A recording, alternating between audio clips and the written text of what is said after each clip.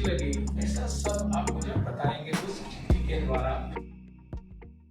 नमस्कार, मैं नरेश कौशल दैनिक Tribune group की ओर से आप सभी पाठकों का, दर्शकों का अभिनंदन करता हूं। आज हम एक विशेष शख्सियत से साक्षात्कार करने जा रहे हैं। अपने पाठकों, अपने दर्शकों और श्रोताओं को उनसे रूबरू कराना चाहते हैं। मेरी मुराद है हिमाचल के राज्यपाल श्री राजेंद्र अर्लेकर जी, या कहिए कि पूरा नाम लें राजेंद्र विश्वनाथ अर्लेकर। ये नाम किसी परिचय का मोहताज नहीं है। अगर हम गोवा की राजनीति को अंदर से झांकें, भीतर से झांकें, तो हम पाएंगे कि अर्लेकर साहब ने वहाँ पे विधानसभा के अध्यक्ष के रूप में या पर्यावरण मंत्री के रूप में बहुत ही अच्छी भूमिका निभाई है। इससे पहले कि मैं आप सबको बताऊं कि आजकल ना केवल हिमाचल के, हमारे रीजन के दूसरे राज्यपाल भी कैसे धरातल से जुड़कर काम कर रहे हैं, उसकी थोड़ी सी झलक मैं बाद में बताऊंगा। लेकिन सबसे पहले हम स्वागत करते हैं विश्वनाथ अर्लेकर जी का। सर, बहुत बहुत धन्यवाद, स्वागत है। आपने हमारे लिए समय निकाला जी। सर, गवर्नर का जब हम नाम लेते हैं तो हमें एक सरसराहट सी होती है कि बहुत बड़ा प्रथम व्यक्ति कह लीजिए हमारे सेटअप के अंदर, इवन मुख्यमंत्री से भी ऊंचा ओहदा माना जाता है। कोई समय था कि गवर्नर के पास जाना भी बड़ा दिक्कत की बात होती थी। लेकिन पिछले दिनों में एक ऐसा अनुभव हिमाचल, हरियाणा, पंजाब में देखने में आया है मोदी सरकार के होते हुए कि आप लोग जो नई विभूतियाँ गवर्नर के रूप में लाए गए हैं वो बहुत ही धरातल से जुड़े हुए हैं और धरातल से जुड़कर आम लोगों के साथ मिलजुल कर काम करने में अपनी भूमिका निभा रहे हैं। तो यही कारण है कि हमने आपसे निवेदन किया कि आप हमारे से बात करें। सबसे पहले हम ये कहना चाहेंगे कि गोवा और हिमाचल, इनमें एक समानता है। वो समानता है पर्यटन की समानता, पर्यावरण की कह लीजिए समानता, या पर्यटकों का आकर्षण के केंद्र। आप सर एक कड़ी हैं, आपने गोवा में भी देखा कि कैसे जो पर्यटकों का आकर्षण का केंद्र वो बनता है। अब आप हिमाचल में आए हैं तो एक ऐसे आप कड़ी हैं दोनों जगह की जुड़े हुए, तो उसमें आप अपने गोवा के अनुभव को लेकर हिमाचल में पर्यटन को बढ़ावा देने में कोई योगदान करना चाहते हैं या किया है, या आप कोई मन में ऐसे कोई विचार हों तो वो बताइए। नमस्कार जी। सबसे पहले सभी दर्शकों को मैं आपके माध्यम से नमस्कार करता हूं, प्रणाम करता हूं। आपने बिल्कुल सही कहा कि गवर्नर जो होते हैं, राज्यपाल जो होते हैं, उनके बारे में हम सबके मन में एक ऐसी भूमिका, भावना होती है कि उनका पद बहुत उच्च स्तर पर होने के कारण हम सब उनके पास जा पाते हैं या नहीं, ऐसा सब स्वाभाविक रूप से है कि उनका शिष्टाचार और प्रोटोकॉल इस सबको देखकर हम सबको लगता है। मेरा भी गवर्नर बनने से पहले यही अनुभव था और मेरा ऐसी मेरी सोच भी थी, क्योंकि मैंने कई बार गवर्नर और राज्यपाल जी को देखा, मिला भी हूँ, परंतु इसको एक मर्यादाओं के भीतर ही मैं मिल सकता था। तो स्वाभाविक रूप से गवर्नर के पद को हम ऐसे देखते ही हैं।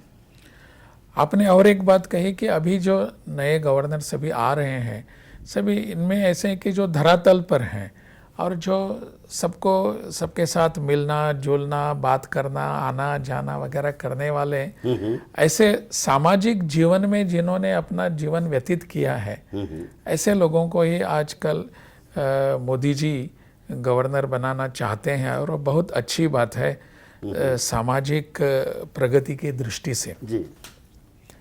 आपने जो बात छेड़ी है वो पर्यटन की छेड़ी है। गोवा से मैं आता हूँ और गोवा और हिमाचल, इन दोनों में पर्यटन की संभावनाएं अपार है। इस संभावनाओं को हम कैसे उपयोग में लाते हैं, कैसे इस्तेमाल करते हैं, इसका कैसा हम कार्यान्वयन करते हैं, जी। इस पर बहुत सारा कुछ निर्भर होता है। जैसे गोवा में प्राकृतिक संपदा इतनी बड़ी है, अच्छी, सुंदर है, जी। वैसे ही हिमाचल में है। दोनों प्रदेशों में ये बहुत एक साम्य है। ओके। समानता ऐसी है कि दोनों प्रदेश प्राकृतिक सौंदर्य के लिए इतने जाने माने हैं पूरे विश्व में। राइट। मेरा तो हमेशा बहुत बार ऐसा कहना होता है कि दुनिया में आप कहाँ पर भी जाइए तो और किसी को पूछेंगे कि आप भारत में कहाँ जाने चाहेंगे तो वो गोवा कहते हैं। तो मुझे अभी इन पिछले 1 वर्ष से मुझे लगने लगा है कि जब गोवा का नाम लेता है कोई, लेता है पर्यटक वगैरह जहाँ भी, तो उसके मुंह में हिमाचल का नाम क्यों नहीं आता? सही बात है, सही है। तो इसको हमको बढ़ावा देने की आवश्यकता है। जी जी जैसे मैंने कहा कि पर्यटन की बहुत संभावनाएं यहाँ है, जी उसको इस दृष्टि से देखने की आवश्यकता है। जी जी गोवा आज पर्यटन की दृष्टि से बहुत आगे निकल चुका है। जी। गोवा की हर चीज वहाँ के पर्यटन, पिछले अनेक सरकारों ने इसके के लिए प्रयास किए हैं, जी। लोगों ने भी प्रयास किए हैं, अन्य संस्थानों ने भी प्रयास किए हैं। इस सबके कारण गोवा का नाम सबके सामने आता है। वैसे ही यहाँ के अपने हिमाचल के लोगों ने, सरकार ने और कुछ संस्थाओं ने, जो NGOs हैं या कुछ कमर्शियल संस्थाएं हैं वगैरह, इन इस्टेब्लिशमेंट्स, इन्होंने मिलकर काम करने की आवश्यकता है। हमारे यहाँ हिमाचल में इतनी बड़ी प्राकृतिक संपदा है, इसको हमने ठीक ढंग से एक्सपोजर देने की आवश्यकता है। जी जी। और इसलिए मैं मानता हूँ कि हिमाचल प्रदेश में पर्यटन को इंडस्ट्री का स्टेटस देने की जरूरत है। जी जी। इंडस्ट्री के रूप में इसको देखना चाहिए। और इसको अगर हम ऐसे देखेंगे तो बहुत सारे लोग इसमें खुद ही पार्टिसिपेट होने के लिए तैयार हो जाएंगे। जी जी। और मुझे लगता है हिमाचल की केवल प्राकृतिक सौंदर्य, सुंदरता है ऐसा नहीं, हिमाचल के लोगों की भी सोच जो है वो इतनी अच्छी ढंग से सबके सामने आती है। वो चाहते हैं कि हमारे घर कोई आना चाहिए, यानी अतिथि देवो भव इसको जो कहते हैं, उसका एक प्रतिरूप मुझे हिमाचल के लोगों में देखने को मिलता है। ऐसा सोचने वाले हैं। इन सभी बातों को अगर हम इकट्ठा करके कुछ एक योजनाएं बनाएंगे तो हिमाचल का पर्यटन की दृष्टि से बहुत बड़ा एक हम छलांग लगा सकते हैं। हिमाचल में इसको बहुत बड़ा बढ़ावा दे सकते हैं। महामहिम अर्लेकर जी ने जैसे अभी अपने 1 वर्ष के पर्यटन को लेकर गोवा से यहाँ तक के जो अनुभव या जो इम्प्लीमेंटेशन करने की जो इनके मन में भावना है उसका जिक्र किया है। जैसा मैंने शुरू में कहा कि ये एक सौभाग्य है हमारे नॉर्थ इंडिया में, हमारे राज्यों का, कैसे पंजाब, हरियाणा, हिमाचल, यहाँ आप चाहे पंजाब के गवर्नर की बात कर लें, उसमें बनवारी लाल पुरोहित हैं, हरियाणा की बात करें बंडारू दत्तात्रेय हैं, और हिमाचल के जो पहले गवर्नर थे या हरियाणा के भी गवर्नर पहले हिमाचल के गवर्नर रहे हैं, सॉरी, आचार्य देवव्रत। ये सभी जो हैं आजकल आप अखबारों में देखेंगे, जनता में देखेंगे, ऐसे विचरते हैं, ऐसे घूमते हैं जैसे आम लोग जाते हैं। कोई वक़्त था जब केवल चांसलर के रूप में विश्वविद्यालयों में उनको देखा जाता था। सर, जैसे आचार्य देवव्रत जी जो हिमाचल के पीछे गवर्नर रहे, आजकल वो गुजरात के गवर्नर हैं और वो हरियाणा से बिलोंग करते हैं। उनका एक कार्य क्षेत्र था खास, और है आज भी, वो है प्राकृतिक खेती जी। और वो प्राकृतिक खेती को उन्होंने हरियाणा से हिमाचल में पहुंचाया, हिमाचल से आज वो गुजरात में भी ऐसा प्रयास कर रहे हैं। हरियाणा में तो अभी भी उनका कार्य जो चलता रहता है। जैसे उन्होंने ऐसे धरातल पर एक मानवीयता के पक्ष को देखते हुए, एक पर्यावरण को, आज इंसानियत के स्वास्थ्य का ध्यान रखते हुए प्राकृतिक खेती और जो उन्होंने अपना जो कार्य क्षेत्र बनाया है, इस तरह का कोई आपने भी कोई मिशन रखा हो, कोई अभियान ऐसा हो तो कृपया बताइए। आपने आचार्य देवव्रत जी का उल्लेख किया। जी जी। और बहुत ही सुंदर काम उन्होंने इस दिशा में किया है प्राकृतिक खेती के बारे में जी। और हिमाचल को उन्होंने इस देश का पहला प्रदेश ऐसा बनाया है जी और जिसका अनुकरण उसका अनुसरण जी। बाकी सब प्रदेशों ने करना चाहिए। सर। तो इसके लिए मैं भी उनका बहुत बहुत आभारी हूँ, मैं उनका बहुत बहुत धन्यवाद देता हूँ। उसी दिशा में बढ़ते हुए उन्होंने जो यहाँ हिमाचल में जो भी कामकाज किए हैं इसके बारे में जी जी। उसको मैं आगे लेकर जाने का मेरा प्रयास है। अच्छा जी। दूसरी बात, जैसे कि आपने कहा कि मैंने भी यहाँ और कुछ करने का प्रयास किया है। जी जी। मैंने एक नया कार्यक्रम मेरे लिए लिया है। हाँ जी। वो है कि स्कूलों में जाना जी। और बच्चों के साथ वहाँ बैठना, ओके। और बैठना केवल उनके साथ बैठकर बातें करना इधर उधर की, और अंत में मेरी मन की बात जो है, मुझे जो लगता है जी। वो मैं उनको बताकर बाहर आता हूँ। वो मुझे क्या लगता है कि आजकल हम सभी बुजुर्ग लोग ऐसे कहते हैं कि अरे हमारी तो पीढ़ी बर्बाद हो चुकी है, वो मोबाइल पर ही पड़े रहते हैं बच्चे, और जी। कुछ या कंप्यूटर पर रहते हैं या लैपटॉप पर रहते जी हैं। जी जी। डिजिटली वहाँ जाना वो ठीक है, ओके। लेकिन उसकी भी कुछ मर्यादाएं होती हैं। जी जी। और इससे हमारे बच्चे उसी पर ही रहते हैं, उसी पर मोबाइल पर रहते हैं। जी। मैंने बहुत सारे अपने पालक जो होते हैं, पेरेंट्स, उनसे मैंने ये तकरार बहुत बार सुनी है। हाँ हाँ। तो मैं इसको सोच रहा था कि उनके हाथों से बच्चों के मोबाइल निकालना तो ठीक नहीं है, वो इससे और भी बिगड़ेंगे। जी। तो अगर इसको और कुछ एक सकारात्मक पॉजिटिव दिशा दी जा सकती है क्या, जी। तो इसके लिए मैंने सोचा कि बच्चों के साथ जाकर बैठूंगा, ओके। उनसे बात करूंगा, जी। और ये मैंने शुरू कर दिया। वाह। और अंत में मैं एक बात उनको कहकर आता हूँ, हाँ हाँ। वो है कि आपको पढ़ने की आदत करनी चाहिए, अच्छा जी। पुस्तक पढ़ना चाहिए, किताब पढ़नी चाहिए। अच्छा जी। मैं एक कुछ स्कूलों में गया और वहाँ के कक्षा में एक बैठा, समझ लीजिए कि मैं 9वीं कक्षा के विद्यार्थियों के साथ मैं बैठता हूँ। जी।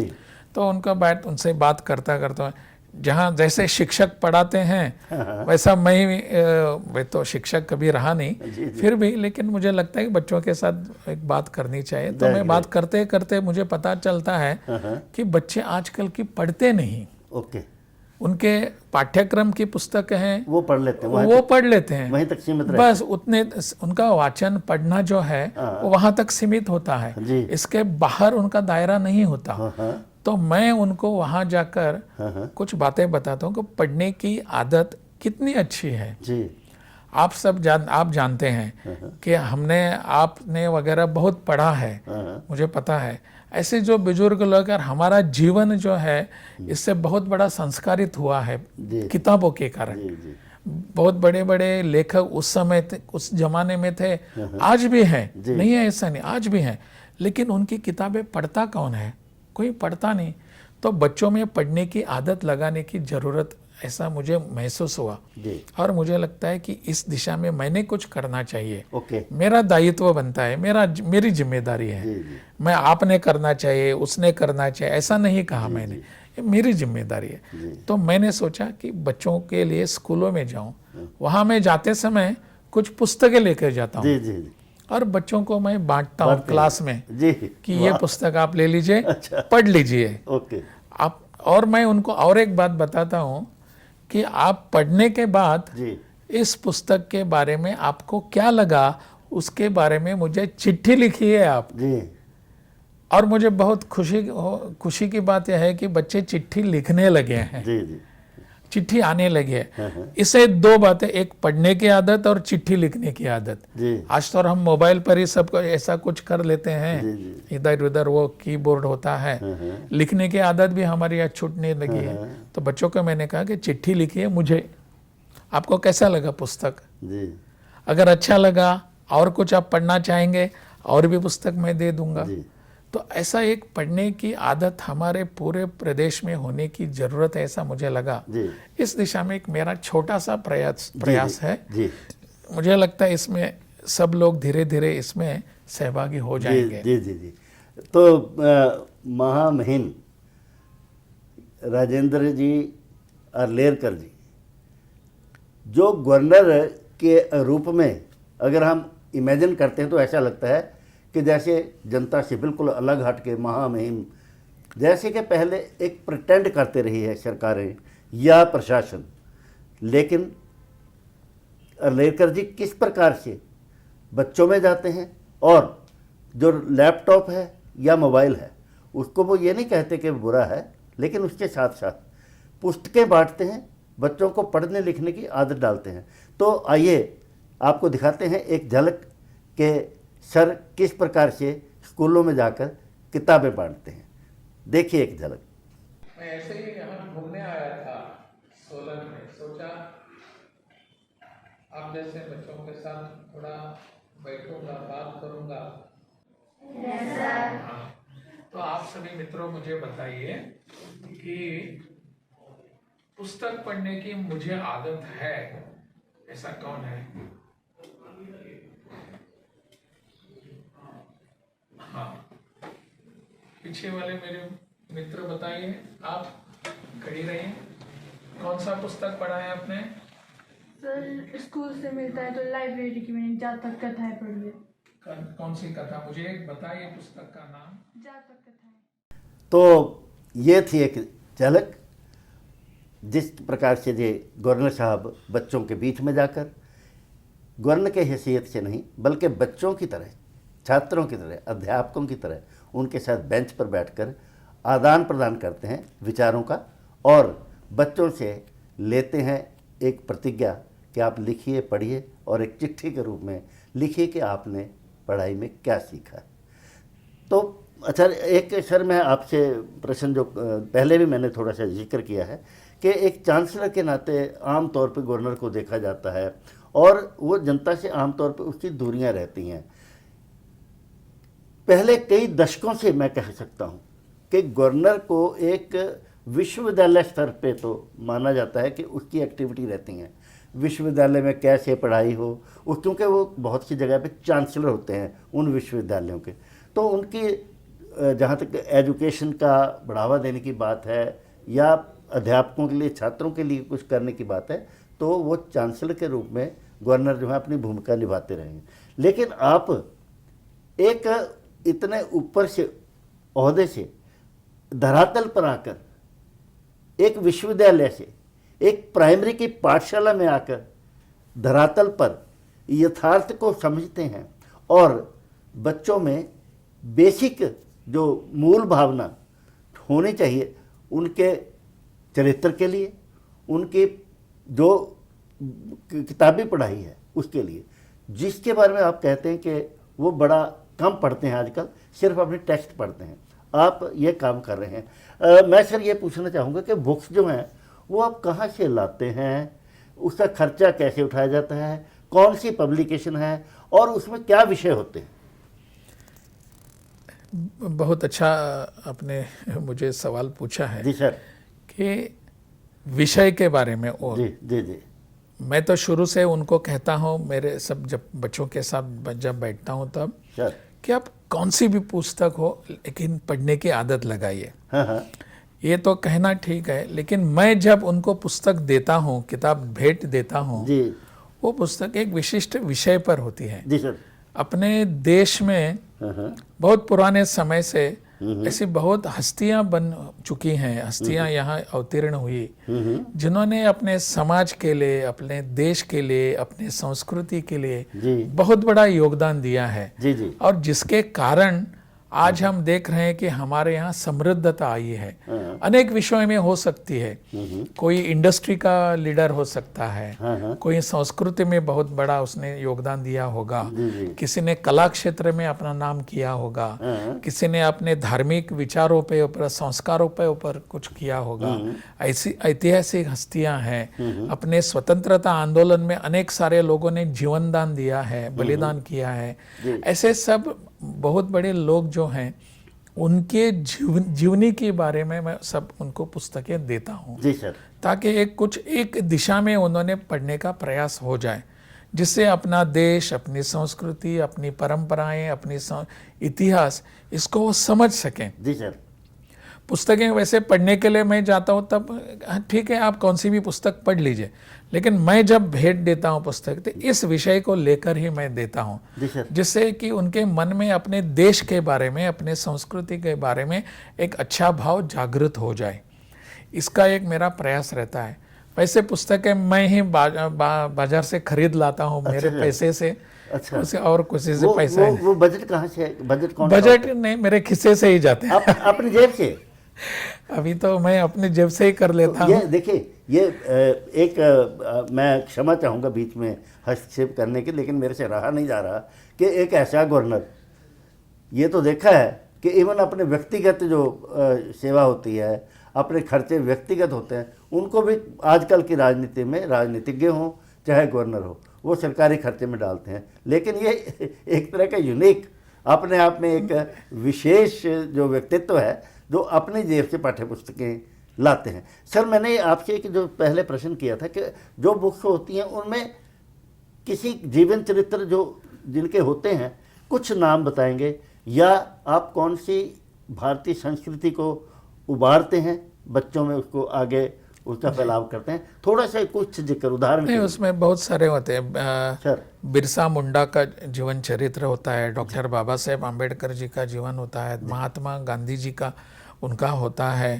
सर, बाद में महर्षि वेद व्यास जी, उनका होता है, चरित्र होता है। जी, जी, जी। ऐसे अनेक सारे होते हैं। मेरे एक बहुत बड़ी लंबी सूची है। हाँ, हाँ, इनमें से मैं जब हाथ में जब उस समय मिलते हैं वो सब मैं खरीद लेता हूँ। हाँ, हाँ। जैसे मेरा एक अधिकारी, उसको मैं बोलता कि इसको खरीद कर लाइए, ये पैसे हैं मेरे, ओके, इसके आप खरीद के लाइए। ये बहुत कमाल है बजट। तो ठीक है, इसके बाहर बोलने की आवश्यकता नहीं। अभी बात आप छेड़ रहे थे इसलिए मैंने बात बता दी कि मैं ये करता हूँ। हाँ, हाँ, अब हर एक का एक कर्तव्य होता है, मुझे लगता है सामाजिक दायित्व बनता है जी, कि समाज के लिए जब भी आपको कुछ ना कुछ भगवान की कृपा से एक स्थान प्राप्त हुआ है, हाँ, हाँ, उस स्थान का उसी समाज के लिए उपयोग करना यह मेरा दायित्व है। जी, क्योंकि उस समाज के कारण मैं यहाँ पहुँचा हूँ, ऐसा मेरा मानना है। मेरे मेरे स्वयं की कुछ योग्यता है या नहीं पता नहीं, परंतु समाज ने मुझे यहाँ तक आकर बिठाया है, उस समाज को देने की मेरी प्रवृत्ति होनी चाहिए, मेरा दायित्व होता है। जी, जी। सर, आपने जो अभी बताया कि आप छात्रों को बोलते हैं कि आप पढ़िए, पढ़ने के बाद अपने अनुभव हाँ, किताब के बारे में कोई पत्र के रूप में लिखिए। कोई एक दो ऐसे रोचक उदाहरण जो पत्र आया हो और उनमें छात्रों ने क्या कहा हो? ऐसे कि मैं जब यहाँ सोलन के पास ही एक स्कूल में पहले जब गया था, जी, जी, तो मैंने उनको समय सीमा दी थी जी। कि आप आने वाले 15 दिनों में आप मुझे एक चिट्ठी लिख दीजिए। Right sir. तो ऐसी चिट्ठियाँ आने लगी धीरे धीरे। अच्छा, तो उन्होंने लिखा कि एक विद्यार्थी ने ऐसा लिखा कि मुझे पढ़ना चाहिए सर, अपने पाठ्यक्रम के व्यतिरिक्त। ये किसी ने बताया ही नहीं था, सर, आपने मुझे बताया जी, और मैंने पढ़ने की मेरे मन में रुचि उत्पन्न हो गई। सर, वो इसने इतना एक 2-4 वाक्यों में लिखते हैं बच्चे, अच्छा जी, लेकिन उनकी बात इतनी रोचक लगती है जैसा आपने कहा, और समाधान भी मिलता है, आत्मिक समाधान मिलता है कि अरे मैंने सही दिशा में प्रयत्न किए हैं। सर, और एक विद्यार्थी ने लिखा कि ऐतिहासिक लोगों के बारे में जी, हम तो अपने पाठ्यक्रम में पढ़ते थे, सर, परंतु उनके बारे में और कुछ पुस्तकें हैं ये हमको पता भी नहीं था। जी, जी, वो आपने हमको दी, वो हमने पढ़ ली है। जी, तो इसलिए पढ़ने की रुचि हम में बढ़ सकती है, जी, जी, जी। बढ़ेगी। महामहिम अर्लेकर जी ने अभी जैसे बताया कि छात्र किस तरह का उत्तर देते हैं या पत्र लिखते हैं, आइए एक झलक फिर से आपको दिखाते हैं कि किस प्रकार सर ये स्कूलों में जाते हैं और पाठशालाओं में जाकर छात्रों के साथ बैठते हैं और विचार विमर्श करते हैं और पुस्तकें बांटते हैं। एक झलक दैनिक ट्रिब्यून के लिए।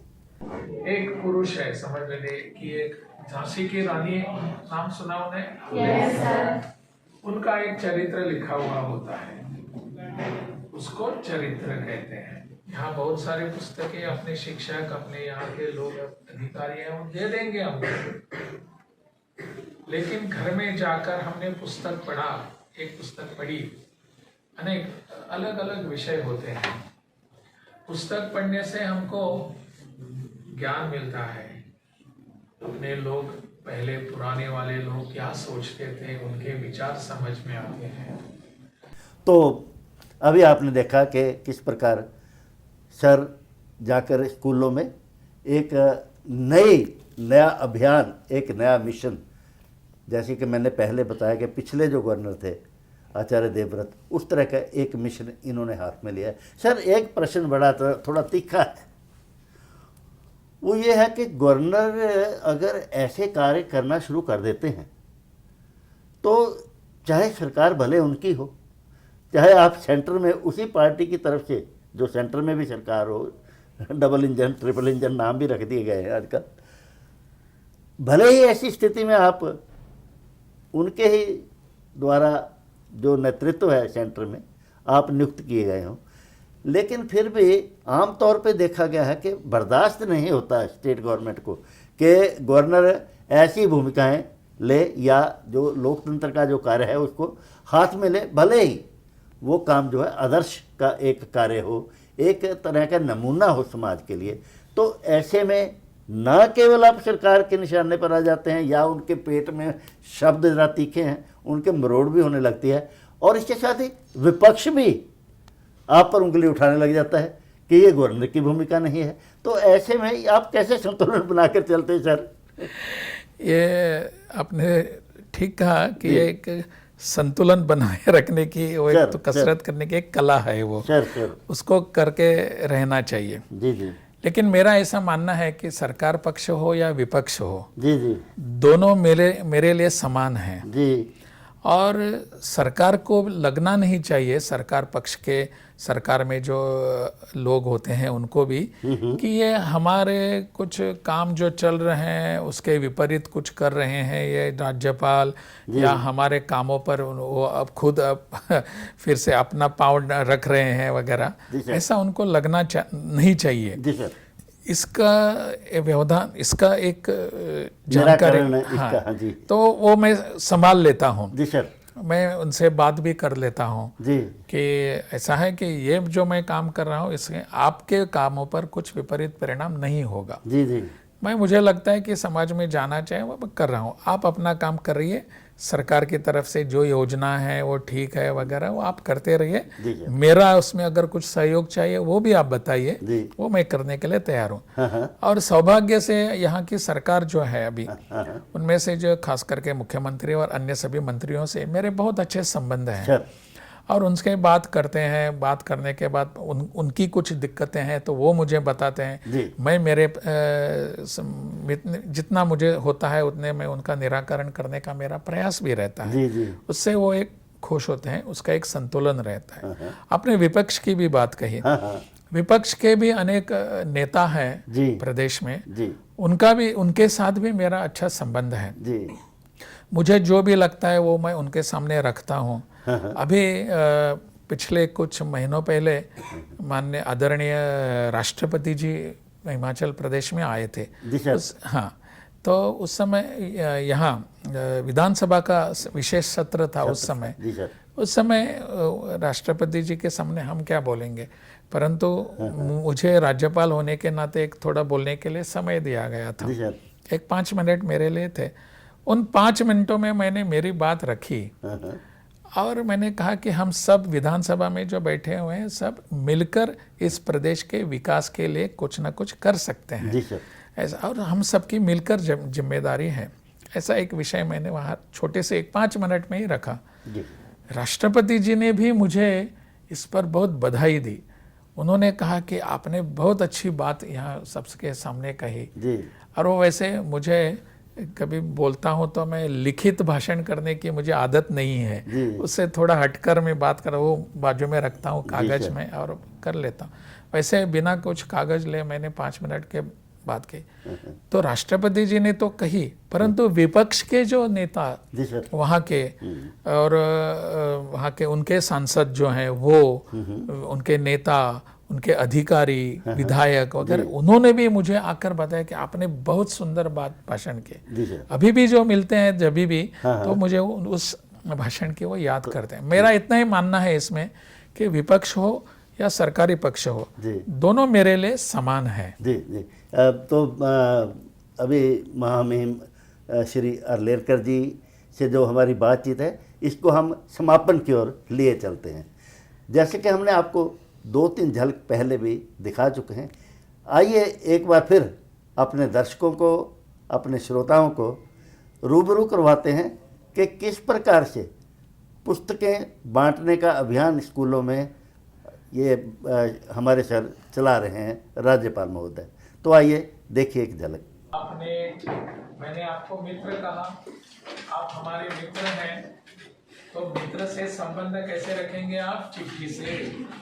चिट्ठी लिखकर मुझे आप बताएंगे क्या पढ़ा हमने, पुस्तक कैसी लगी, अच्छी लगी, और भी मैं पढ़ना चाहती हूँ, और भी मुझे पढ़ने की आवश्यकता है, ऐसा सब आप मुझे बताएंगे उस चिट्ठी के द्वारा। करेक्ट? Yes sir. आप करेंगे ये सब? Yes sir. मुझे आप पर भरोसा है, क्योंकि आप बच्चे हैं। बच्चे कैसे होते हैं? सच्चे। बस इसीलिए आप पर मुझे। तो सर हम अपनी बातचीत को समापन की ओर लिए चलते हैं। 1-2 प्रश्न। एक तो जैसे मैंने पहले कहा कि सरकार जो होती है उसको थोड़ी तकलीफ़ होती है, थोड़ा वो अनकंफर्टेबल फील करते हैं अगर आप प्रशासन में कोई ऐसा कोई दखल अंदाजी या अच्छे कार्य के लिए, चाहे आपका सद्भावना ही हो उसमें। अब जैसे आप उदाहरण के लिए हम लें, नशे की ही समस्या को ले लेते हैं।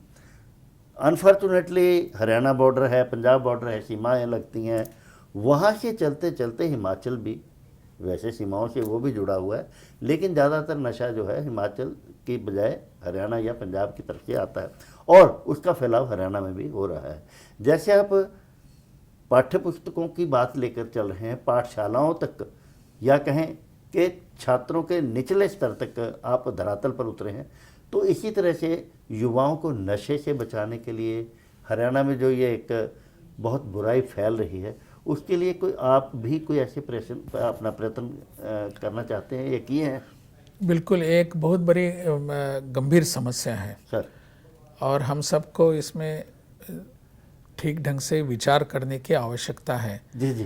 कि हमारी युवा पीढ़ी जो है हाँ, नशे की ओर धीरे धीरे बढ़ रही है। जी जी। इसको आप कोई माने या न माने, लेकिन ये वास्तविकता है। जी सर। वस्तुस्थिति यह है कि हमारी युवा पीढ़ी इसके ओर बढ़ रही है, और युवा पीढ़ी जो खास करके विश्वविद्यालय में जो है, हाँ, उनमें से बहुत सारे इसकी चपेट में आ रहे हैं। जी।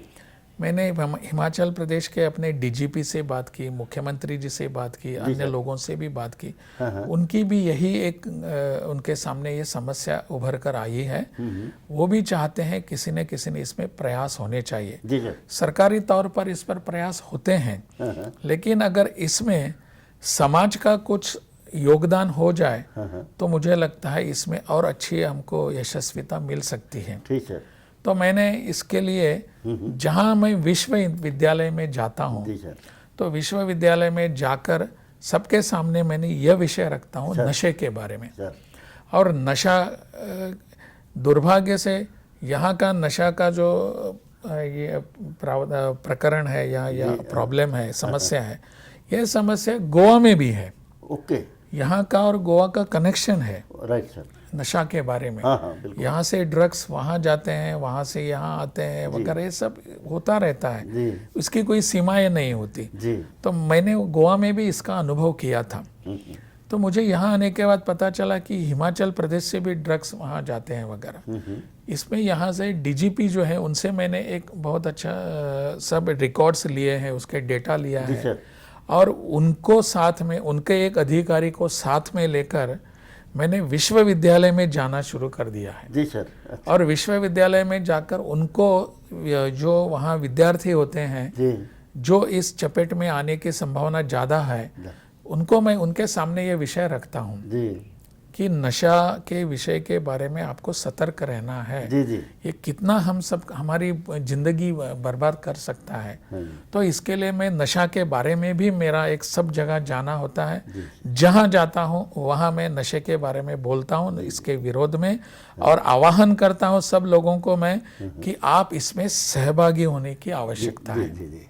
तो महामहिम ने अभी बताया कि जो नशा हिमाचल में फैलता जा रहा है, गोवा में भी ऐसी ही स्थिति थी। उसको देखते हुए अपने अनुभव और उसको हरियाणा में हिमाचल में किस तरह से इम्प्लीमेंट किया जाए, वो ऐसे प्रयास भी कर रहे हैं।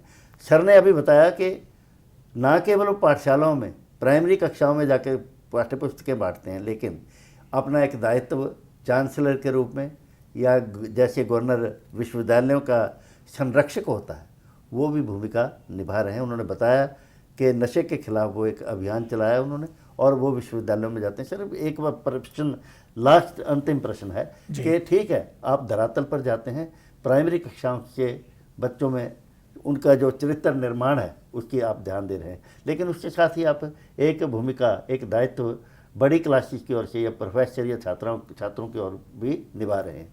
प्रश्न ये है कि जो पे स्केल हैं यूजीसी के, वो हिमाचल में मतलब 2016 में नए पे स्केल जो आयोग बना था उसने दिए थे, लेकिन वो हिमाचल में, लेकिन हमें पता चला है कि सरकार शायद वो इम्प्लीमेंट करने जा रही है जल्दी, लेकिन उसमें आपकी कोई भूमिका भी होनी चाहिए, या क्या आप ऐसी भूमिका निभा रहे हैं? क्योंकि जो हमारी सूचना है कि थोड़ा जो प्राध्यापक होते हैं उनमें भी इस बात को लेकर थोड़ा बहुत रोष रहता है या रंजिश रहती है, या दूसरे शब्दों में कहें तो इसमें क्या भूमिका आप? हाँ, बिल्कुल सही है। मैं जहाँ भी विश्वविद्यालयों में जाता हूँ जी सर। तो वहाँ के अध्यापक जो हैं, प्रोफेसर्स वगैरह, इस विषय को लेकर मेरे साथ बैठते हैं, मुझसे बात भी करते हैं। जी सर। और इस विषय को मैं सरकार तक पहुंचाता जी हूं। सर। खास करके मुख्यमंत्री जी से मैंने इस पर बात भी की है, जी। इस विषय को। हाँ हाँ। और मुझे पूरा विश्वास है हाँ हाँ। कि मुख्यमंत्री इसमें योग्य विचार करके इसमें योग्य निर्णय जल्दी ही करने वाले हैं। मैंने उनसे बात भी की है जी। मुख्यमंत्री भी इस पर पॉजिटिव हैं जी। वो क्या कैसा करना चाह रहा, उनकी भी और कुछ समस्याएं होती हैं, ये करना वो करना, कहीं से बजट का प्रोविजन होता है वगैरह सब होता है जी। तो इस सब बातों को ध्यान में रखकर मुख्यमंत्री जी सकारात्मक दृष्टि से इस पर विचार करके निर्णय लेने वाले हैं। जी। मुझे खुशी है मुख्यमंत्री इस पर पॉजिटिव हैं। जी जी। तो आज दैनिक ट्रिब्यून के विशेष रूप में आपने हमें मौका दिया, आपने आदान प्रदान किया, हमारे दर्शकों के लिए नए अनुभव बताए। आपका बहुत बहुत आभार है सर, धन्यवाद। बहुत बहुत धन्यवाद, आपका भी धन्यवाद। और आपके माध्यम से मैं पूरे प्रदेश के सभी लोगों को धन्यवाद देता हूँ। जय। तो ये थे हिमाचल के राज्यपाल महामहिम राजेंद्र विश्वनाथ अरलेरकर जी। फिर मिलेंगे किसी नई हस्ती के साथ, इंतजार कीजिए। धन्यवाद, नमस्कार।